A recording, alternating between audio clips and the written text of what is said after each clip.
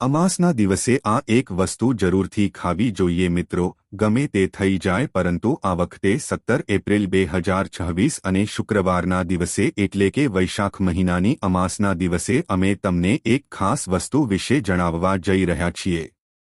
નમસ્કાર મિત્રો, હર હર મહાદેવ, સ્વાગત છે તમારું અમારી ચેનલ નવિકા સ્ટોરી પર એક નવા વિડીયોમાં। જો તમે 17 એપ્રિલ અમાસના દિવસે આ વિડીયોમાં જણાવ્યા મુજબ શુભ મુહૂર્ત જોયા પછી આ એક વસ્તુ ખાશો તો તમારા ઘરમાં એટલી સુખ સમૃદ્ધિ આવશે કે તે ક્યારેય પૂર્ણ નહીં થાય। 17 એપ્રિલના રોજે અમાસના ખાસ દિવસે જે લોકો આ એક વસ્તુ ખાય છે તેમના ઘરમાં આખું વર્ષ સુખ સમૃદ્ધિ આવે છે। વૈશાખ મહિનાની અમાસ ખૂબ જ ખાસ અને ચમત્કારી અમાસ છે। મહિલાઓ પોતાની ઈચ્છાઓ પૂર્ણ કરવા અને ઘરમાં સુખ અને સમૃદ્ધિ લાવવા માટે વૈશાખ મહિનાની અમાસનો ઉપવાસ કરે છે। ભલે તમે આ વ્રત રાખો કે ન રાખો, પરંતુ વૈશાખ મહિનાની અમાસના દિવસે તમારે આ એક વસ્તુ ખાવી જ જોઈએ। આનાથી તમારા ઘરમાં એટલી સુખ સમૃદ્ધિ આવશે કે તમે તેને સંભાળી શકશો નહીં, એટલા માટે તમારા પોતાના લાભ માટે આ વિડીયોને સંપૂર્ણ જુઓ। ઘણા લોકો એવા હોય છે જે વિડીયોને વચ્ચેથી કાપીને જુએ છે અને અધૂરું છોડીને જતા રહે છે અને પછી આવા વ્યક્તિ જીવનમાં ક્યારેય સફળતા મેળવી શકતા નથી। તેથી કૃપા કરીને તમારા ભલા માટે આ વિડીયોને અધવચ્ચે છોડીને ન જશો, કારણ કે મિત્રો વૈશાખ મહિનાની અમાસ 144 વર્ષ પછી એક દુર્લભ સંયોગોમાં બની જઈ રહી છે। 17 એપ્રિલ શુક્રવાર અમાસના દિવસે તમે કંઈ પણ ખાવ કે ન ખાવ, પરંતુ તમારે આ એક વસ્તુ ખાવી જ જોઈએ। ભગવાન શિવ અને દેવી લક્ષ્મીના આશીર્વાદથી તમારા ઘરમાં એટલી સુખ સમૃદ્ધિ આવશે જેની તમે ક્યારે પણ કલ્પના નહીં કરી હોય। મિત્રો, એ વસ્તુ વિશે જાણીએ તે પહેલા કમેન્ટ બોક્સમાં સાચા દિલથી જય માં લક્ષ્મી અને જય શ્રી વિષ્ણુ ભગવાન, હર હર મહાદેવ લખીને આ વિડીયોને એક લાઇક અને ચેનલને પણ સબસ્ક્રાઇબ કરી દેજો અને આ વિડીયોને છેલ્લે સુધી જોતા રહેજો। અમે તમને એ પણ જણાવીશું કે ગમે તે થાય પરંતુ 17 એપ્રિલ અને શુક્રવારના દિવસે વૈશાખ મહિનાની અમાસના દિવસે ભૂલથી પણ ઘરમાં આવું ભોજન ન બનાવો અને ખાવ પણ નહીં, નહીંતર આખો પરિવાર બરબાદ થઈ જશે। તેમજ આ વિડીયોમાં અમાસના દિવસે તમારે શું ખાવું જોઈએ જેથી તમારા જીવનમાં ભગવાન ભોલેનાથના આશીર્વાદ મેળવી શકો અને આ વિડીયોમાં અમે તમને એ પણ જણાવીશું કે 17 એપ્રિલ શુક્રવાર અમાસના દિવસે ભૂલથી પણ આ 4 કામ ક્યારેય ન કરવા નહીંતર બરબાદ થતા વાર નહીં લાગે।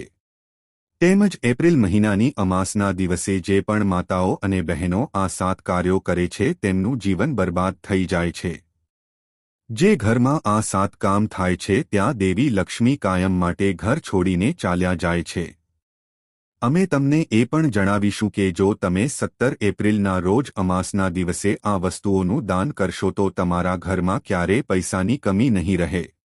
મિત્રો, આ જાણકારી તમારા માટે એકદમ ફ્રી છે તો કૃપા કરીને અમારી મહેનતને સપોર્ટ કરવા માટે અમારી ચેનલને સબસ્ક્રાઇબ કરીને આ વિડીયોને અંત સુધી જોતા રહેજો।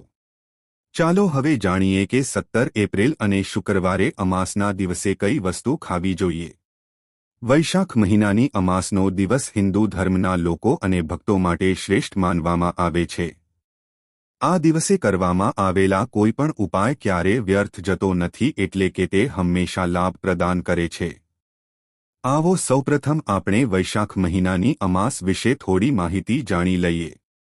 આ વખતે 2026માં વૈશાખ મહિનાની અમાસની તિથિ વિશે લોકોના મનમાં મૂંઝવણ છે કે આ વ્રત કયા દિવસે રાખવામાં આવશે, પૂજા કેવી રીતે કરવામાં આવશે, શુભ મુહૂર્ત ક્યારે છે, આ દિવસે શું ખાવું અને શું ન ખાવું। આ વિડીયોમાં અમે તમારી બધી જ મૂંઝવણો દૂર કરીશું। સંપૂર્ણ માહિતી માટે તમારે ફક્ત આ વિડીયો સંપૂર્ણ જોવો પડશે। ઘણા લોકોના પ્રશ્નો આવી રહ્યા છે કે જો આપણે અમાસ પર પવિત્ર નદીઓમાં સ્નાન ન કરી શકીએ તો આપણે શું કરવું જોઈએ।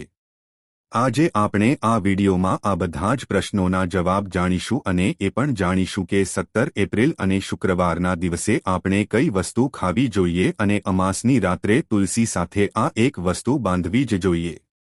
જો તમે અમાસના દિવસે આ ખાસ વસ્તુ તુલસીને બાંધો છો તો દેવી લક્ષ્મીના આશીર્વાદથી તમારા જીવનની બધી જ ગરીબી દૂર થઈ જશે। તો કૃપા કરીને વિડીયોને સંપૂર્ણ જુઓ। વૈશાખ મહિનાની અમાસનો પવિત્ર દિવસ વર્ષ 2026માં શુક્રવારે 17 એપ્રિલના રોજે ઉજવવામાં આવશે.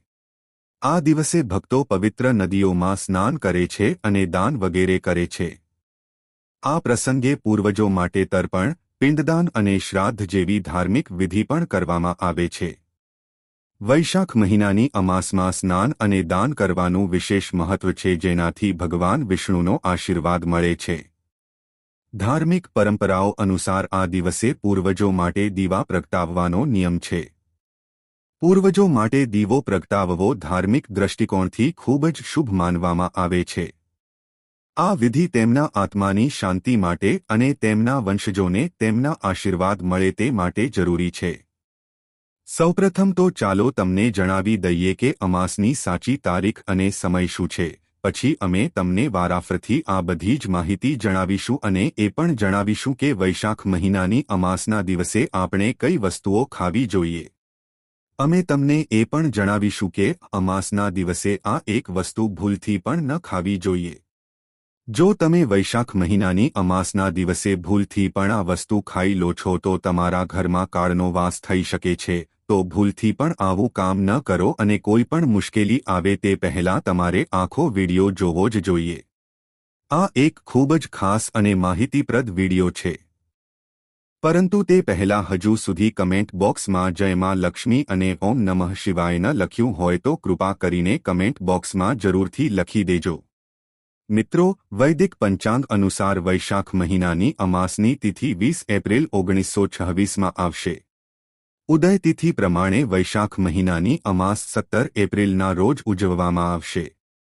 આ દરમિયાન સ્નાન દાન કરો છો તો શુભ ફળની પ્રાપ્તિ થાય છે. આમ જોઈએ તો અમાવસ્યાની તિથિ તે રાત્રિની તિથિ છે. ઉદય તિથિ અનુસાર પણ ઘણા ભક્તો અમાવસ્યાની તિથિ મનાવે છે. પરંતુ રાત્રિએ જ્યારે અમાવસ્યા હોય, ઘોર અંધકાર હોય, ચંદ્રમાના દર્શન થતા ન હોય એ જ તિથિને અમાવસ્યા તિથિ કહેવાય છે. રાત્રે અમાવસ્યા હોય ત્યારે રાત્રે અમાવસ્યાનું પૂજન થાય છે. જે ભક્તો સાત્વિક છે તેઓ સાત્વિક પૂજા કરે છે. જે ભક્તો તાંત્રિક છે તેઓ તાંત્રિક પૂજા કરે છે. માટે જ રાત્રિની પૂજા જ વિશેષ મનાય છે. જે જેની માન્યતા હોય એ પ્રમાણે અમાવસ્યાનું વ્રત રાખી શકે છે. મિત્રો, બધી જ અમાસની તિથિઓમાં વૈશાખ મહિનાની અમાસ ખૂબ જ ખાસ માનવામાં આવે છે. આ દિવસે દેવતાઓ ગંગા, યમુના અને સરસ્વતી નદીના સંગમ પર નિવાસ કરે છે. તેથી વૈશાખ મહિનાની અમાસ પર આ પવિત્ર નદીના પાણીથી સ્નાન કરવામાં આવે છે. આ દિવસે જરૂરિયાતમંદોને દાન કરવાથી વ્યક્તિને શુભ ફળ મળે છે અને તેની સાથે ભગવાન વિષ્ણુના આશીર્વાદ પણ મળે છે.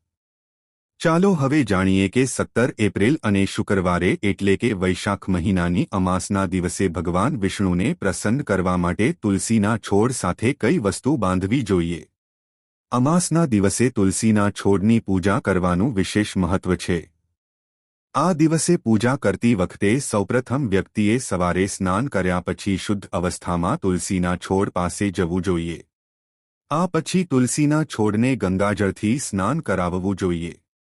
ગંગાજળ છાંટવાથી તુલસીના છોડની પવિત્રતા વધુ વધે છે અને પર્યાવરણમાં પવિત્રતાની ભાવના ફેલાય છે. આ પછી તુલસીના છોડ પર હળદર, રોલી અને ચંદન લગાવવો જોઈએ. અમાસના દિવસે ભક્તો દ્વારા તુલસીના છોડ પર કલાવા અથવા તો મોલીનો દોરો બાંધવાની પરંપરા છે. દોરો બાંધવાથી ભગવાન વિષ્ણુ અને માતા લક્ષ્મીના આશીર્વાદ મળે છે. આ પરંપરા ખાસ કરીને ઘરના બધા સભ્યો માટે સુખ અને સારા સ્વાસ્થ્ય અને સમૃદ્ધિની પ્રાપ્તિનું પ્રતીક માનવામાં આવે છે. દોરો બાંધવાથી પરિવારમાં સુખ શાંતિ અને સમૃદ્ધિ આવે છે અને તે સમગ્ર પરિવાર માટે રક્ષણાત્મક કવચ તરીકે કામ કરે છે. દોરો બાંધતી વખતે વ્યક્તિએ તેને ભક્તિ અને શ્રદ્ધાથી બાંધવાની ખાસ કાળજી લેવી જોઈએ. આનાથી ઘરમાં નકારાત્મક ઉર્જા પ્રવેશતી અટકે છે અને સકારાત્મક ઉર્જા ઘરમાં વહેતી રહે છે. ઉપરાંત તે વ્યક્તિના જીવનમાં એક નવી ઉર્જાનો સંચાર કરે છે જે તેના કાર્યમાં સફળતા અને સમૃદ્ધિ લાવે છે. વૈશાખ મહિનાની અમાસના દિવસે તુલસી પાસે ગોળ, તલ અને ફળો જેવા મીઠા પ્રસાદ ચડાવવા જોઈએ. તેને ભગવાન વિષ્ણુ પ્રત્યે ભક્તિનું પ્રતીક માનવામાં આવે છે. ગોળ અને તલનું વિશેષ મહત્વ છે કારણ કે આ ભગવાન વિષ્ણુને પ્રિય વસ્તુ છે. ગોળનું સેવન શરીર માટે ફાયદાકારક છે અને તેને તલ સાથે અર્પણ કરવાથી વ્યક્તિને પુણ્ય મળે છે. ગોળ, તલ અને ફળો ચડાવવાથી ઘરમાં સમૃદ્ધિ અને ધન વધે છે. એવું માનવામાં આવે છે કે આ દિવસે ભગવાન વિષ્ણુને આ ભોગ અર્પણ કરવાથી તેમના આશીર્વાદથી વ્યક્તિના જીવનમાંથી ગરીબી અને મુશ્કેલીઓ દૂર થાય છે અને સુખ અને શાંતિનો વાસ થાય છે. ચાલો હવે જાણીએ કે અમાવસના દિવસે કઈ વસ્તુનું દાન કરવું જોઈએ. તેમાં સૌથી પહેલી વસ્તુ છે ચોખાનું દાન. ધાર્મિક માન્યતા અનુસાર અમાસના દિવસે ચોખાનું દાન કરવું શુભ માનવામાં આવે છે. ચોખા એ ખોરાકનો એક પ્રકાર છે અને એવું માનવામાં આવે છે કે ચોખાનું દાન કરવાથી ઘરમાં સમૃદ્ધિ આવે છે અને જે વ્યક્તિ તેનું દાન કરે છે તેના જીવનમાં સુખ અને સમૃદ્ધિ આવે છે. આ ઉપરાંત ચોખાનું દાન કરવાથી સૌભાગ્ય મળે છે અને તે પાપોનો નાશ કરવામાં પણ મદદરૂપ માનવામાં આવે છે. બીજી વસ્તુ છે સફેદ તલનું દાન. અમાસના દિવસે સફેદ તલનું દાન કરવું પણ એક મહત્વપૂર્ણ ધાર્મિક કાર્ય માનવામાં આવે છે. તલનું દાન કરવું એ ખૂબ જ જૂની પરંપરા છે. સફેદ તલનું દાન કરવાથી વ્યક્તિને ભગવાન વિષ્ણુનો આશીર્વાદ મળે છે. એવું કહેવાય છે કે ભગવાન વિષ્ણુ સફેદ તલથી પ્રસન્ન થાય છે.